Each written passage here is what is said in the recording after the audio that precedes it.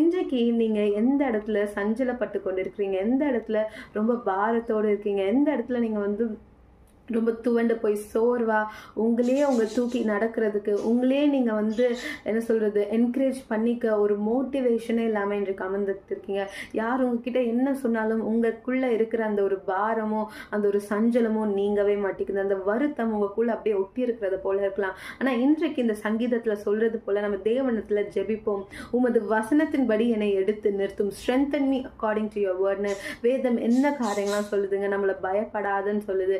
தேவன் நம்மளோடு இருக்கிறார் என்று சொல்லுது. நம்ம எதை குறித்தும் கவலைப்பட வேண்டாம் அப்படின்னு சொல்லுது. வருத்தப்பட்டு பாரம் சுமக்கிறவர்கள் என்னிடத்தில் வாருங்கள், நான் உங்களுக்கு இளைப்பாறுதல் தருவேன் அப்படின்னு கர்த்தர் சொல்கிறாரு. அதுதாங்க இன்றைக்கு அந்த வசனத்தின்படி நம்ம வந்து நம்மளை வந்து தேவன் இன்றைக்கு ஸ்ட்ரென்தன் பண்ண போகிறார். நம்மளை எடுத்து நிறுத்த போகிறார். நம்மளை தேற்ற போகிறார், ஆற்ற போகிறார். நமக்குள்ள உற்சாகத்தை கொடுக்க போகிறாரு. எந்த இடத்துல துவண்டு போயிருக்கிறீங்க? நான் உங்களுக்கு ஜெபிக்க விரும்புகிறாங்க.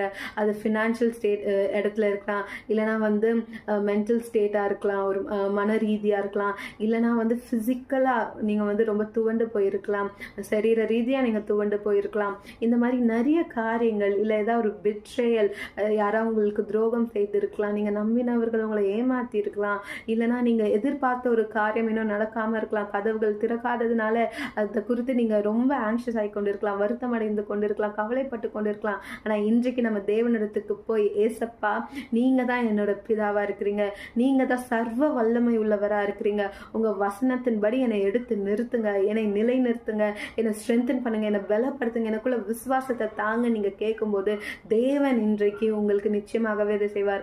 தேவன் நம்மளோட பிதாவா இருக்காருங்க. நம்ம எல்லாருமே அவரோட பிள்ளையா இருக்கிறோம், நம்ம அவரோட குழந்தைகளா இருக்கிறோம், நம்ம அவரோட மகனும் மகள்களா இருக்கிறோம்ல.